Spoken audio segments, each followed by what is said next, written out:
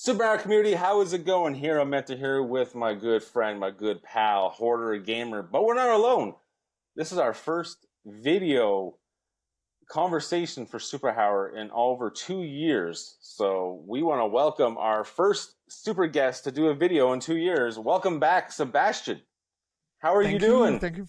I'm good. Thank you for having me. You're very welcome. You have been very busy. You have been... That's an understatement. Right? You've been very productive, I guess we'll say. Been a huge fan of yours since we spoke the first time you were on Super Hour. I want to say before I forget, thank you so much for the Monster Factory shirt. It is my favorite shirt. Hoarder, you're going to have to send me your postal address and I'll send you one too. Well, thank you very much. I really appreciate it. Nobody's going to be jealous. Yeah. Thank you. Hoarder can't be jealous. Look at the stuff behind Hoarder. He has toys that I want, and I don't have it, so it's only a fair thing that I have a shirt he doesn't have. Me, I have DVD, and I have a few up there. I love how you have DVD to show your age. I'm 22. What are you talking about? 22 young. So, I know we did this briefly with your first appearance. However, I feel with the new community on YouTube here and the people that have been following us recently that may have not heard your first appearance, could you please just give us a rundown about who you are and what you do? Yes, my name is Sébastien Croteau. Fancy. I'm actually, by design, I'm a metal vocalist. I've been an extreme metal vocalist since 1990. So for 34 years, I've been playing death metal music. I actually started doing voice acting in video game in 2005. The first game I did was actually Far Cry Instinct, where I did 5 or 6 creatures in there. And then the Ubisoft Montreal actually called me back to choke for 2 hours for Assassin's Creed 2. Yeah, I was paid to choke, imagine. Because when you poison people with a poison blade, they actually choke on their mucus. Oh, yeah. And I'm the voice. I'm the mucusy voice that dies in Assassin's Creed 2. And then after that, they called me back for Prince of Persia. And it started like that. So I've been in voice acting for a long time, almost 19 years. And right now, I have a company called the Monster Factory, which basically we specialize in creature and monster voice. So I do that. I'm a casting director. I'm a voice director, also a direct recording session. And I have a bunch of talent all over the world that does the same thing as me. And since I started, I probably voice over 300 characters in more than 40 video games and movies. Like I said, busy. That's awesome. I could say more, but I think that's... It's a good rundown. That's a good summary. Yeah. So one of the first things that Hoarder really wanted me to do, we had a production meeting yesterday, and he's like, I really want to see if he will do this. So I'm going to present the opportunity to you, Sébastien, and you can let me know if you're willing to do so. So Hoarder wants to ask if you could name 3 of the biggest roles that you've done in your career, and if you can give a sample. Oh, the sample bit. All right. I would say the first one, because for me, there's no small project. And depending on which project, I could have a different answer. Because, sometimes we'll get more involved, creatively speaking. Mm-hmm. And those are really different. But in terms of character, if I were to give you my top 3, the first one would be the Xenomorph, the alien. I was a voice of the Xenomorph in Dead by Daylight, their DLC. That was actually the first time they used a human voice to do that, because usually the sound for the Xenomorph is done with baby elephant sound. And Really? A bunch of sound design. Yes. Okay. So I was probably the first human to be used as a base for the Xenomorph. Sample, now it's, it's 2 p.m., so I think I'm good. For that, it was what we call ingressive sound, meaning inhale sound, so I'm inhaling. So instead of producing a sound by exhaling, I'm producing a sound by inhaling. So we had to go really high because it's like really screechy in terms of sound. So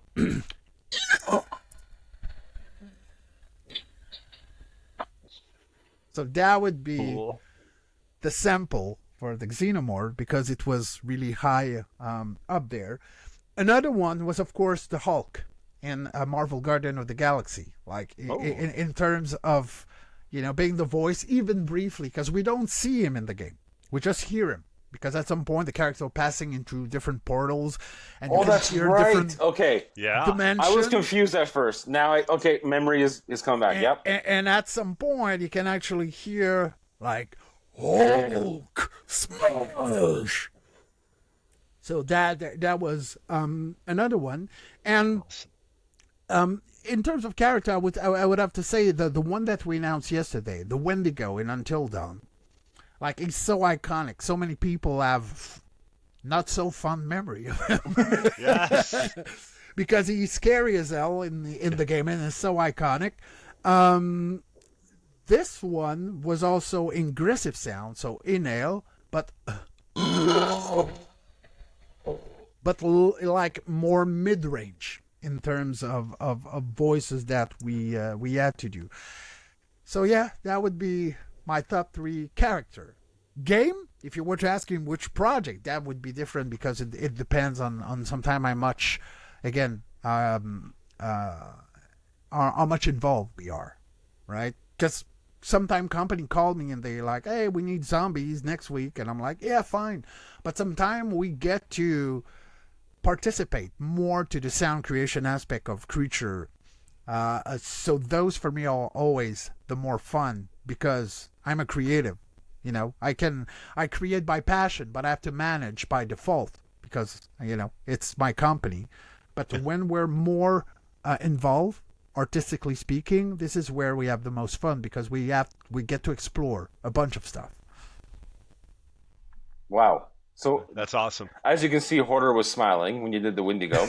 So, oh man, that was intense. I was like, because you did the Xenomorph and you did Hulk, and then nothing prepared me for what the Wendigo would sound like. Oh Jesus! I haven't played that game yet, so I didn't really have an emotional reaction like Hoarder did, but it was still creepy as hell.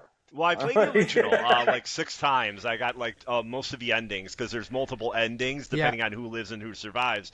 And then they changed some things, which is really cool at the new one. So I'm really looking forward to playing that. They added a new ending, I think. Yes, right? they did. Yeah. I don't know the details, but I know the reason why they would have done that. So that's going to be very cool. Yeah. No, but I'm proud. Like this one, again, I'm lucky to have done these characters, and I'm looking forward one day to voice the Predator. Oh wow! That one I would love because if you listen to the stories about the voice actor who did the voice for the Predator, Peter, that was Peter Cullen. He actually did a sound with his uvula. This is uvula bass vibration, so it's. And they sound design it afterwards. So this one, if you ever cross my path, I'm ready. I'm so ready. Awesome. That's great. Yeah, that's a very unique sound too. It is. It is. And it's not everyone who can actually activate the uvula vibration because the uvula doesn't move on its own. You have to reduce the space between the tongue and actually the soft palate and have a really narrow space. I know about it because I saw it in a laryngoscopic exam. I had a camera down my nose and in my mouth to actually see what is moving when I do the different types of sound that I'm doing. And we could see that there's a very narrow spot where the uvula just go right in and it goes and it vibrates. So much science in such an iconic voice. Holy cow. Yes. It is. But I'm a little bit of in love with the whole science of it. This is part of, because I'm also a vocal coach. I've been for 15 years, and there's awesome a part of me that has always been interested into how we produce those sounds and how to explain them. I do believe that when you're teaching, you have to know exactly what's happening to be a good teacher. Otherwise, you're just repeating myth and inaccuracies. That's true. That's true. Now, we did that. We asked what your biggest roles were. We want to know what's the most difficult role or voice that you've ever done, or that you would like to once maybe approach and do? Well, I already spoke about the Predator, right? Yes. This one I would love to. But the most difficult, I don't know if you saw the interview about with the actor Kellen Joff. He was talking about his role, one of his main role. What's the name? I don't remember the character. But the voice that he used for that is actually ingressive. So inhale. The thing with inhale is that what I did, the inhale I or mid, it's fairly easy to sustain that. The problem is as soon as you enunciate with it, it's hell. It's absolute hell. Like, let's say that I will try and talk like this. This is so difficult. Like, and that, I can only sustain that for 5 minutes, and then I have to take a 5-minute break. So I can do for 2-3 hours, but as soon as I start to enunciate, because of all the micro changes happening in the vocal tract, it's a little bit more difficult on the vocal folds. Fiddlestick. Now, because he was the voice of Fiddlestick, and that's a voice technique that he actually used.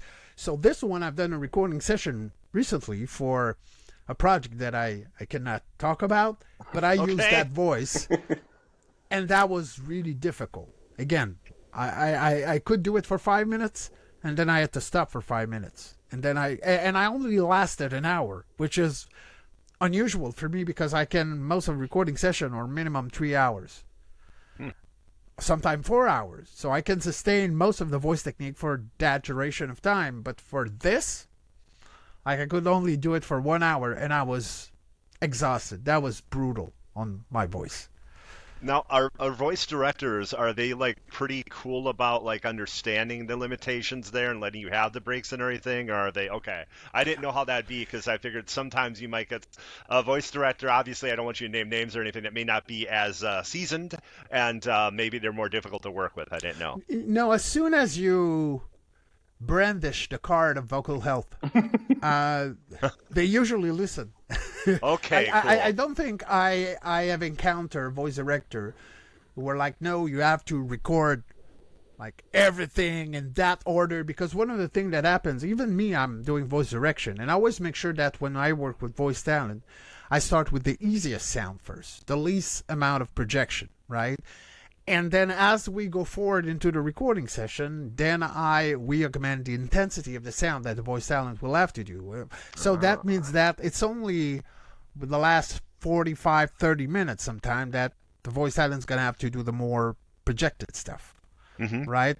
Sometimes it's just like someone different than the voice director who does the Excel document, and he plays the Excel document in alphabetical order. So you have attack, cough, choke, death at the beginning, and usually I'm like, no, we're going to record in that order, and everybody's usually fine with that, because again, it's as a voice talent, you have to advocate for yourself first, because they don't know your limits. They're expecting that you're going to be able to last the whole recording session, but they're not in your throat. They don't know the sensation that you have at the moment, or if you're coughing, or if you feel not comfortable. They don't know, so you have to tell them. Right, so when I give training to voice talent, I was like, advocate for yourself, and they will listen, because they always does. Awesome. I've always wondered, Sebastian. I don't know. This might just be like a silly question, but I've always wondered, asthma. Does that have a direct correlation with being difficult or more difficult than it is for someone such as yourself who may not have asthma? Well, the thing, any types of lung disorder, of voice disorder, can actually directly affect the amount of time that you can spend in the booth when recording. So, of course, if someone has one of those problems, like they have to limit themselves, and usually that's a discussion that you have prior to the recording session. Right? So if someone book you for 2 hours and you say, hey, I have asthma, can we do 2 1-hour session instead of 1 2-hour session? Again, usually, I haven't experienced that myself where someone would say, no, like we want that amount of time.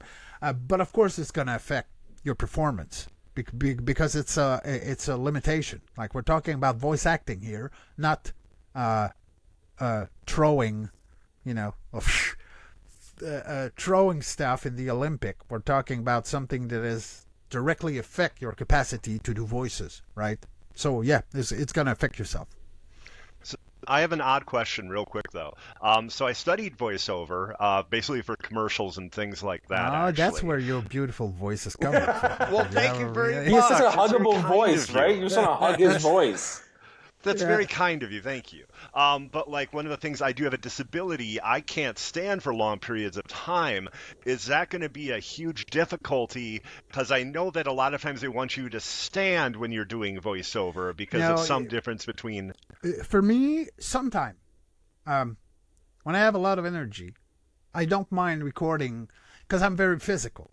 When I record, like when the creature is moving, even though I have to stand in front of the microphone like this, right? Because if you start moving around like that, see what's happening, it's not good, right? You have to. But I'm really physical. But I would say that in the last year, it's not because I'm lazy. It's because I have a lot on my shoulder. Most of the time, I sit down. Like especially with a recording session for like 4 hours. I just sit down and that's it. Awesome. So it's not an issue for. Okay, for, I was for worried if that was going to be a problem. Like if I book anything and I have to fully explain the situation. I didn't know if that would be a reason to drop me. I didn't know what kind of that is. No, I the reason to drop you would be that you're breaking an undisclosure agreement or you're swearing against people or you're not respectful or. You sitting down on a chair would be the least of my worries as a voice director. Okay. So, like, you've had, like, a crazy journey. When I first spoke with you, you started off in, as you said, death metal.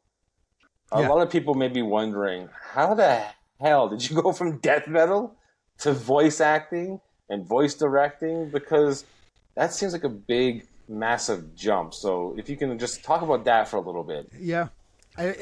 Actually, when you think about it, it makes sense because when you think about what I do, creature and monster voices, like who are the best people who can actually produce on human sound, in human sound with their voices and sustain it for a long period of time.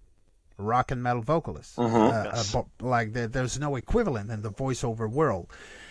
The thing is, being a metal vocalist doesn't transform you in a voice actor.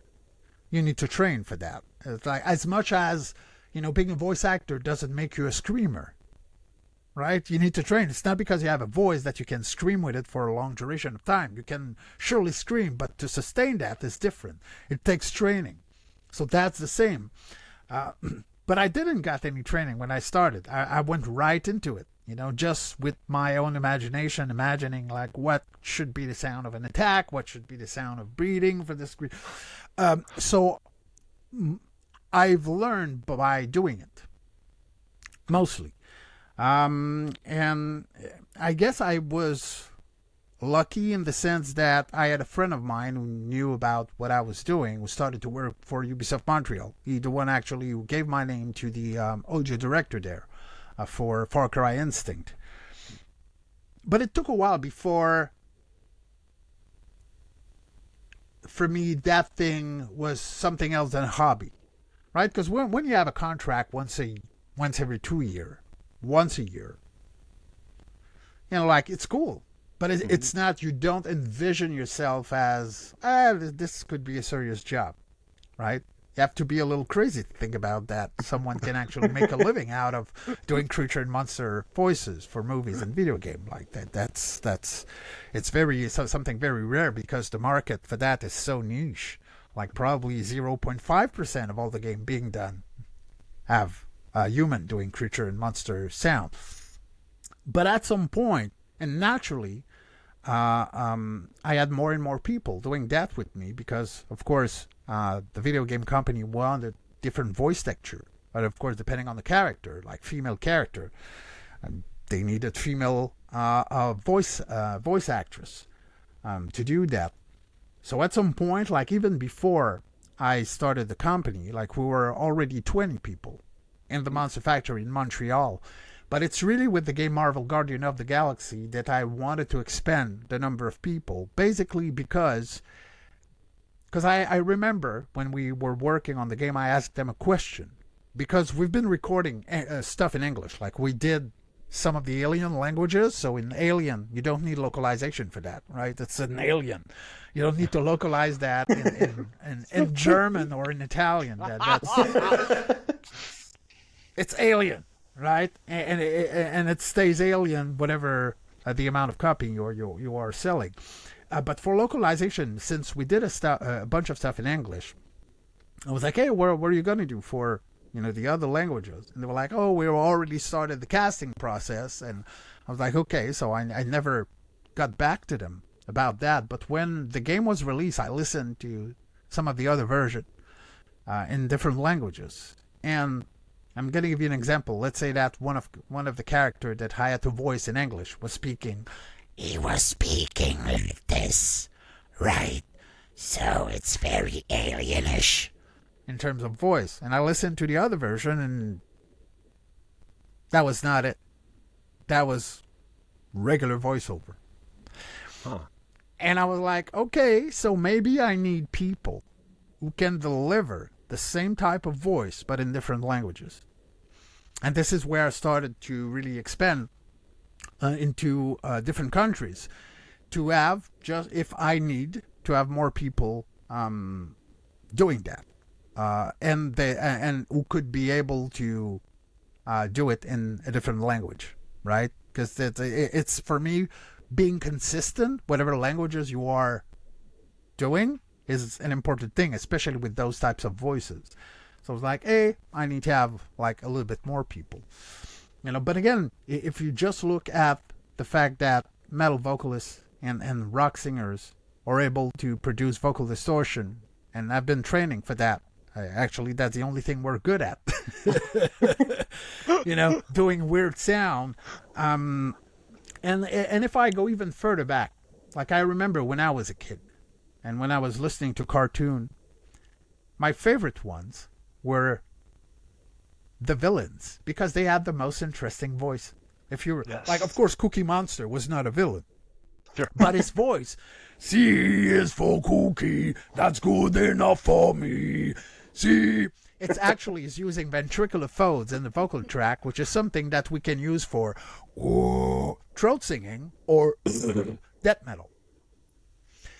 So it's just a small leap between Cookie Monster and death metal vocalists or throat singing. When you think about that, it's crazy. Yeah. It's a small leap. And then if you remember the voice of Commander Cobra. Hey, G.I. Joe!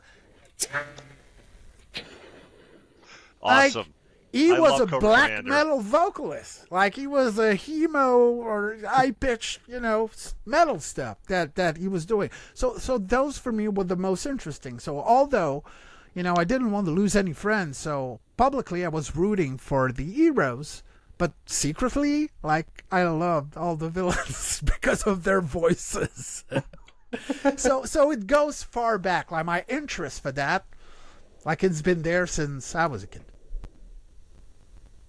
That's awesome. And like as a kid, I identify with the villains because like I had all the G.I. Joe toys, but I had just Cobra, and it was basically like different factions in Cobra fighting against each other. And one of the reasons was because they had some of the most cool designs, some of the best outfits. Like, they were in the blacks and reds and purples and everything. And most of the G.I. Joe characters are like gray and, olive green. And I was like, oh no, these look so much better. So a war among Cobra? That's not good.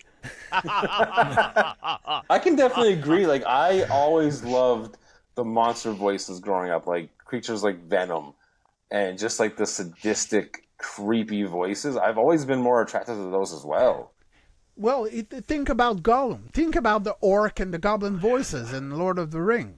Like, for me, there's no equivalent. Because the thing is, again, like I was saying, monster and creature voices like human doing those voices. They're like it's like that. Most of it is done with animal sound library or software to modify the voice, and but they're not memorable. Not as much as a human voice, not as much as Gollum, not as much as like every types of voice, because and this is one thing in neurophysiology, that the brain treats the human voice very differently than any other types of sound, right?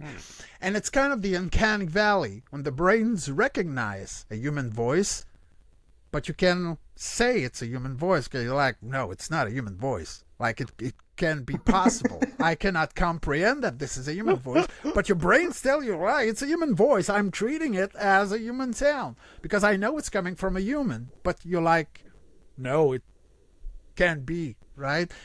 So I love that aspect of that. But again, for me, and this is my whole approach about with the Monster Factory is we don't do sound design. It's only voices.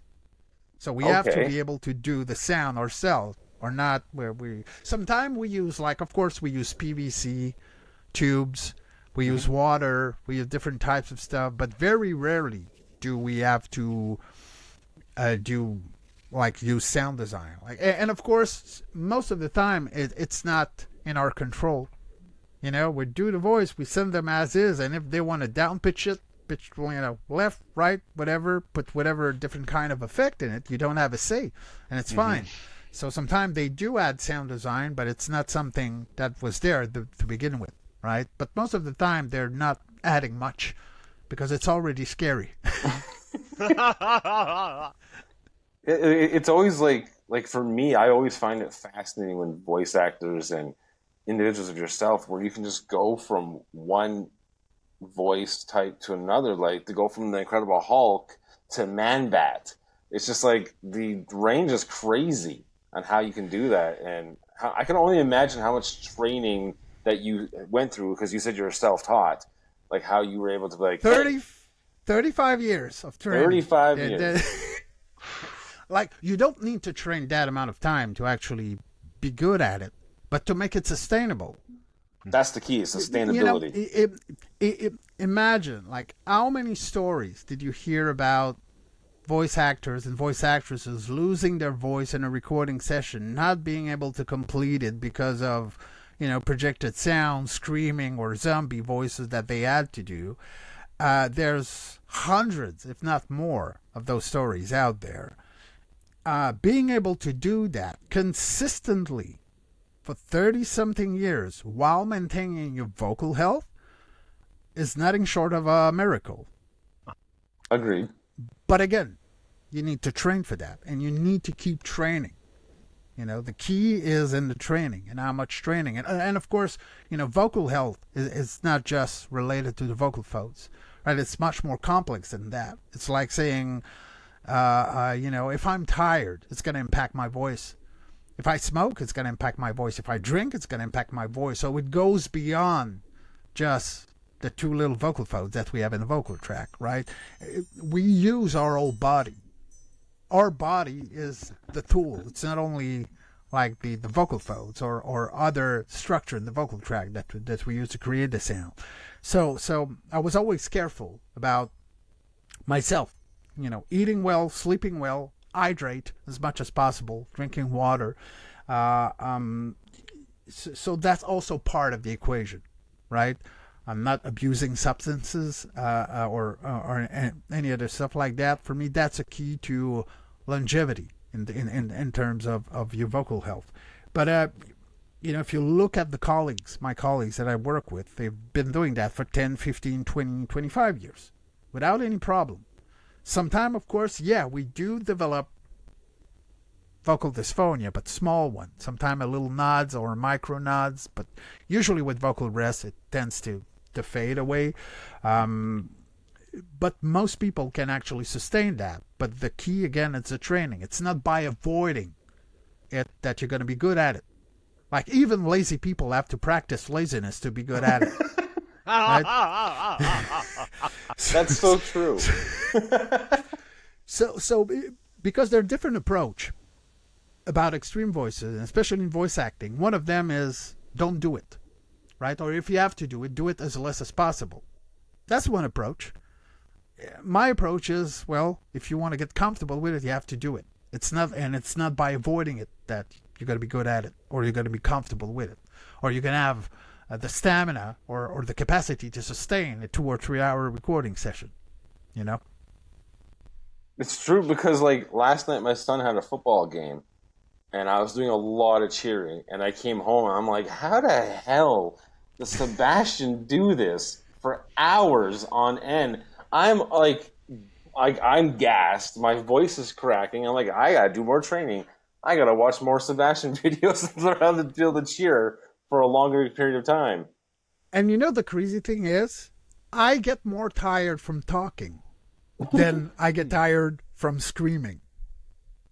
Like, every time I go to a video game conference, of course I talk a lot. Like, you can already you can already tell. So in a video game conference, of course, like, I'm nonstop talking for 10 to 15 hours a day. And usually after 3-4 days, like, my voice is not shut, but I'm like, I can feel I'm almost speaking like Barry White, or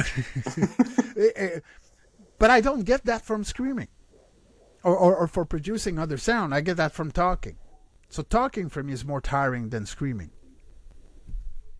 So before we forget completely, Hoarder had a very specific question he wanted to ask. Hoarder, this is probably the time to do it before we forget, and I'll feel bad. It's the last one that he was like, I really need to ask this question, and he had to phrase it to me like 3 times for me to understand how to write it down. Hero, do you want to say it for me? Do you have I can it do there? that. Yeah, I can do it. I did all the scratches. And I can add any context that needs to be added. The reason why Hoarder's asked me to do this is because my writing is terrible and he can't read it. Like, let's be real. My writing is terrible. The question is, after many different variant ways of him telling me to write it, is what's more difficult for you? Is it Tibetan? Did I say that right? Tibetan throat singing or death metal? They're equally difficult. Really? Okay. Yeah. I'm going to give you an example. If I start doing, for a day, just death metal voices, I'm using my ventricular fold with a very specific speed of vibration, right? And when I do that, if I try to go back and do more subtle stuff, it's more difficult. If I spend the complete opposite, if I spend a day doing throat singing, and I try to do something else afterwards, it's a different speed of vibration, so it might also be difficult. But the thing is, when I started to do throat singing, it has a direct impact on my metal voice. Why? Because I'm basically using the same structure, only a tiny bit differently. The speed of vibration is not the same. Like, if I go from this is more the Tibetan throat singing stuff, and you have the Tuvan, sounds like a razor, a clipper. But it doesn't take much for me to go from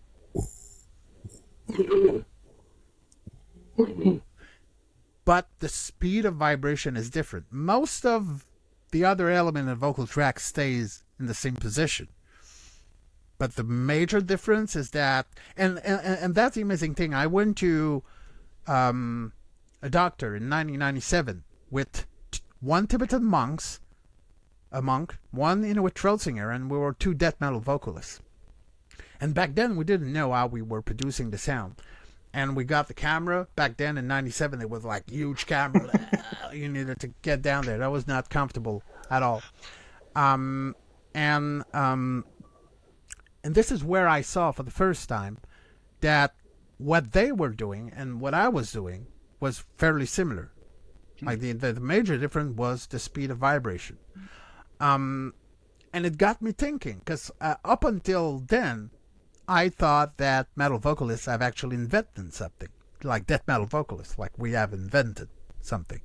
Mm-hmm. And then I just realized, like, we just took, voice technique that was already there, and we just, like I like to say, we just apply the stress of modern time to it. That's it. Good. That's good.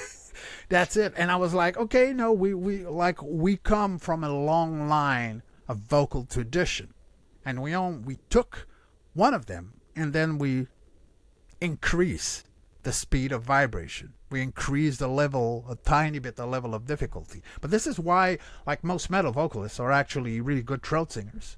They get it very easily because it's related. Of course, like, when you think about it, like, it's crazy. Tibetan throat singing and death metal, like, what's the link? But there's a vocal link in between. So for me, I'm more of a modern monk than a metal vocalist. And, like, I have to ask, just because I was a huge fan of Chester from Linkin Park.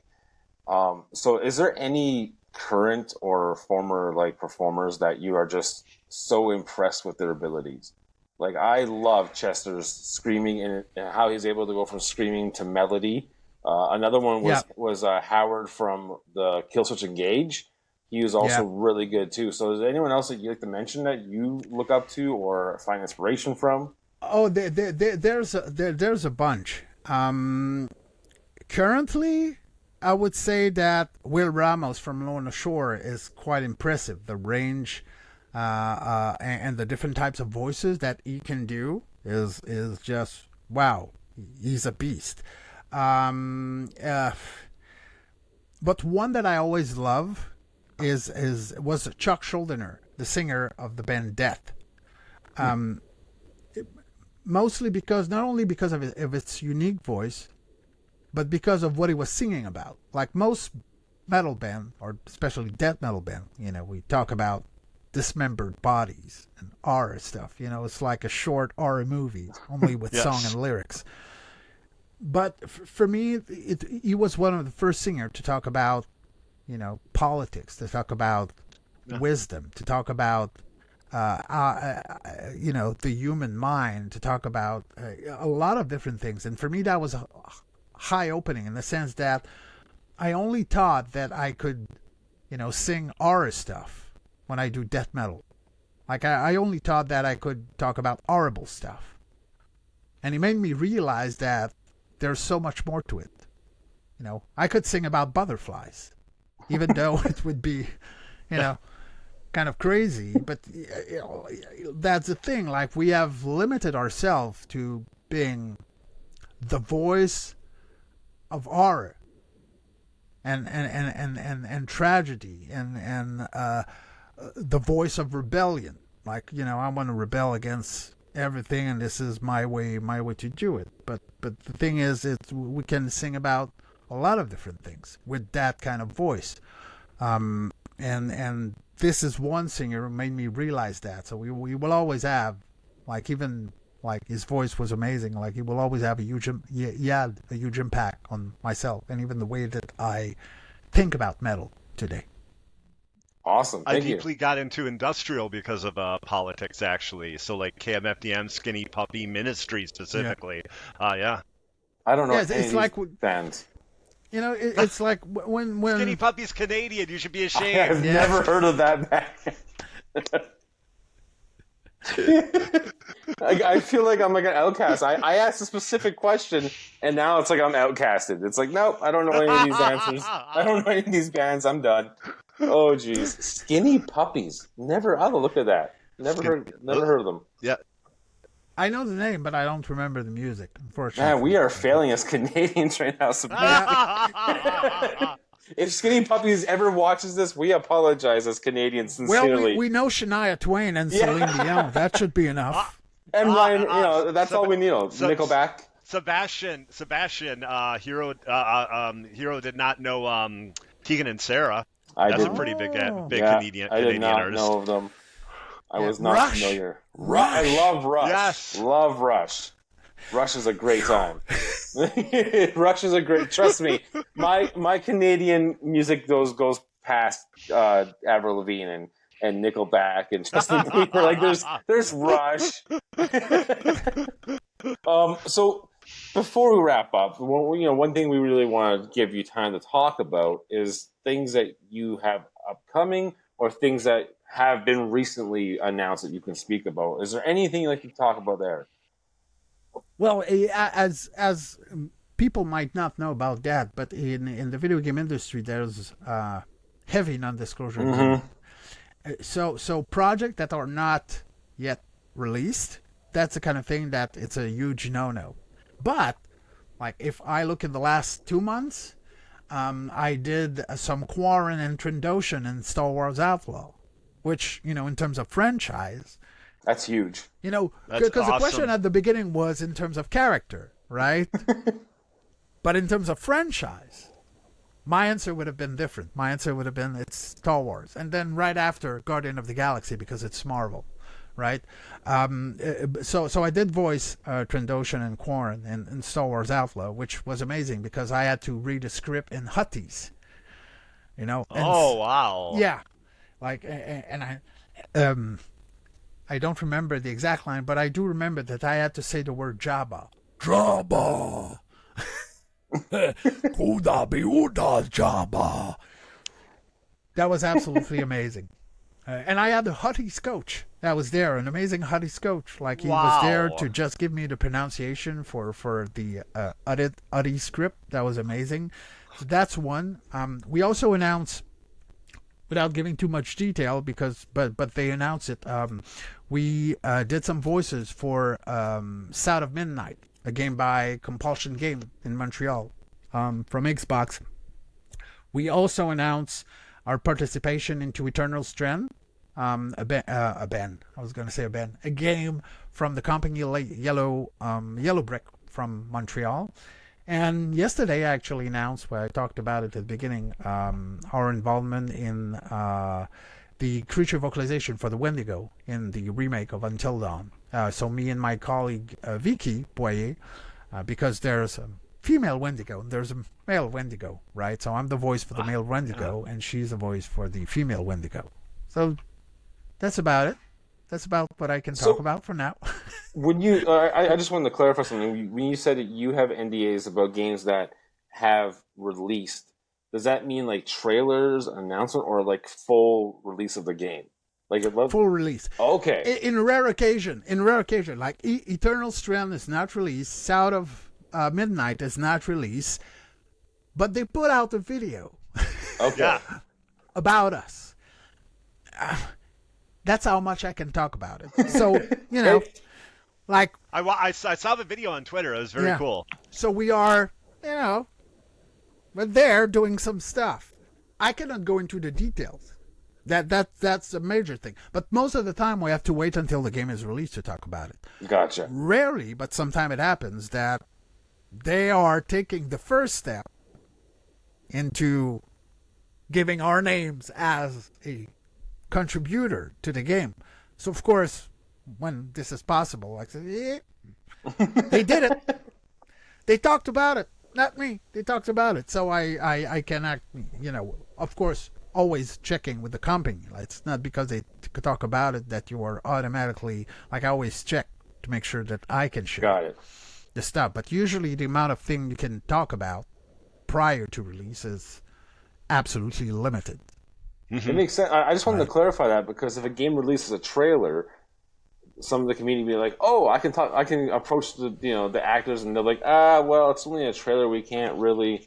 So usually it's the full game release. I'm going to give you an example. For Dead by Daylight, if you listen to the DLC Dungeons and Dragons, my voice is actually in the trailer.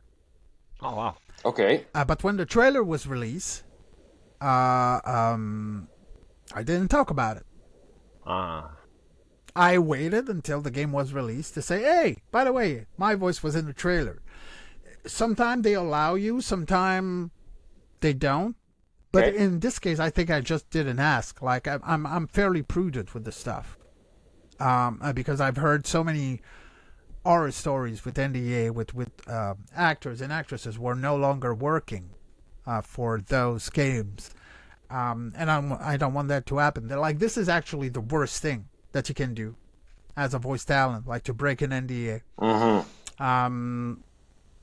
Because for them it's the equivalent of an industrial secret, right? Yeah. So if you do that, like, you're done with this company. There's no coming back from that, right? So this is why I'd rather err Play it safe. on the side of prudence Sure, of than course. just like, yeah, maybe, because there's always what we call, in the voiceover community, friend DA. There's NDA and there's friend DA. And friend DA, sometimes, people are not supposed to talk about it, but they do talk about it. I'm always not comfortable when people are sharing stuff, because for me it's like, and even sometimes people try to, and to make me say stuff. But I'm very well trained. It's hard for me to get 35 years anything of experience out of to do me. that. Yeah. anything out of me, because I know the consequences of that, right? I can Two understand. games, I think. Oh, sorry, Hoarder. Oh, sorry. Two games I think you'd be amazing in. So if any of those devs happen to see this video, Are you going to I say think what? you'd be amazing. Oh my God! I was What? just going to say I think this. I think I know what you're going to say. I was just I going to think you'd say be it. amazing. I think you'd be absolutely amazing for the Wonder Woman game, because Oh, I'm sure they're okay. gonna have some crazy, creepy monster type things on the island, stuff like that. And you would be astounding If he for says it. Doom Dark Age. Oh, he didn't say it. Okay. Along the same lines, jump on Hoarder. I was going to say Diablo, like future Diablo content. Oh, that too. But when he did the vocal, especially like the throat singing and death metal stuff, briefly, I was like, oh, he would be perfect for like the choir or chorus that they have in the Diablo. In the Doom games. Like Doom 2 had that. And Doom 3 will Doom did probably have it hire too. metal vocalists to do a choir for the last one, right? Oh, awesome! So they had a choir of metal vocalists Yes. to do a bunch of the song in there, but they didn't use the metal vocalists for the creature sound. Weird. They didn't think that far. Interesting. But again, and this is when I do presentation about creature vocalization, and again, it comes back to what I was saying at the beginning. Like, being a metal vocalist, you have one major prerequisite for creature voice acting, is that you're able to produce the sound. But it doesn't make you necessarily really good as a voice actor, and it takes a while to be really good at it and to know exactly which vowel and consonant that you need to use to voice different action, or the limitation sometime of because again, when you are in a band, what you will show on stage has been rehearsed thousands of times. Each movement, you know exactly where to breathe, you know exactly. In a video game recording session, nope. You get most of it will be improvised. You're going left, right. You have to improvise. You have to look silly. It's the context is so different. And every metal vocalist who I work with, for their first contract, they told me this is the hardest thing I had to do, ever, because it's different. Because the movement you don't rehearse, like the voice technique, but this is something that you have to improvise a lot. It's not something that you've rehearsed thousands of times before showing to the public. You go there, and it's not everyone who is at ease with improvising, right? We show people, and it's like, like that. But in video game recording session, it's so different from that. That's crazy. So you also do appearances for conventions and what are they called? Conferences. Do you have any of those coming up you can talk about? Yes, I'm actually going to the Meet and Build, a video game conference in Brussels. So this is going to be October 26th. Nice. So I give a conference with my friend Elizabeth about environmental sound. So how to do all the action that a character has to voice in a video game, and how to, let's say, enhance the productivity when we're recording those sound. Like, there's ways that you can actually train to make it fast, to make those variation faster. When you need that. So I'm going there, and then I'm going to be at Game SoundCon in Los Angeles. This is going to be October 29. So shortly after, I have to go Montreal, Brussels, Montreal, and the day after I'm leaving for Los Angeles. Wow. And then I'm giving a talk about extreme voices and vocal health. The same talk, except shorter, which is going to be hard for me. Shorter than the talk that I gave to One Voice Conference in Dallas a few months ago. And then I just received, but I'm not going to talk about it because I need to wait for the release of the schedule. Sure. But I just received like an invitation, a confirmation for another big one in next March. But I usually I travel every month. That's the kind of thing. Like I was just recently in Finland to give a conference in Kajani there about creature voices. Before I was in Germany to give a conference there, and before I was in Brazil, in Sao Paulo, to give a conference there. Before that, I was in Italy. Before that, I was in Norway. Before that, I was in San Francisco. Before that, I do this every month, and I was in Sweden giving conference there. But I do that for a very specific reason. Like I said, creature voices done by human is a rare thing. And if people are not aware of the option, they're not going to choose that option. That's true. Right? That's true. So I go out there. I spend a terrible amount of money to travel just because I want to make people aware of that. And I want to make people aware that human being can be as good, if not better, than what they're doing. Basically just animal sound library, which is not a performance. A sound that you randomly put together and you think you created an emotion. But that's not how intent and emotion works. It has to come from within, and this can only come from a performer. Love it. Thank you so much. So where can people connect with you? Thank you. Nowhere. Absolutely Please. no I was connection. not expecting that answer. Please don't. I... Sorry, I'm joking. I'm on social media, of course. So, of course, we have a website, themonsterfactory.com, for most of the stuff that we do. We announce it there. I'm still going to call it Twitter. No one calls it X. I still call it Twitter. So I'm on Twitter. I'm on Instagram. I'm on Facebook. Facebook is more personal stuff, though. Even though I just talk about my professional life, for me, it's a little bit more personal. But I'm out there. If Google me and you'll find me. It's not difficult. I would just say go to monsterfactory.com. Just exactly. To have a local hub. I'm there. This is my permanent house of horror. Well, Sébastien, it has been a great time. Thank you so much for taking the time. Thank you for the education. I love learning the science and the physiological aspect of voice acting. So I really want to say thank you for going in depth into those conversations. We could have talked about it for 3 hours. We could have. Yeah. we might just have you back on in a couple months to a year to do that exact thing. But Sébastien, thank you so much for the time. On behalf of myself, Thank you both for the invitation. Of course. I love doing those interviews because I get to share my passion.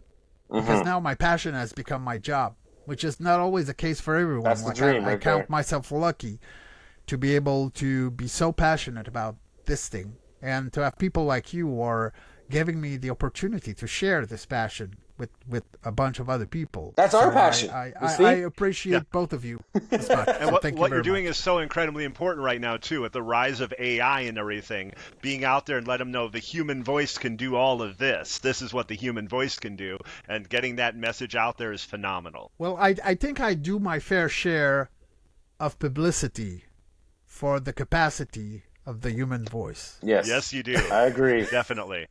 Well, thank you so much, Sébastien. Thank you both so much. We'll stay in contact, but themonsterfactory.com. So, once again, thank you for being on. Check that out. Check it out, especially with that voice. Check that out, or I will cancel you. Thank you so much, Sébastien. With that being said, Supercharge community, have a great weekend.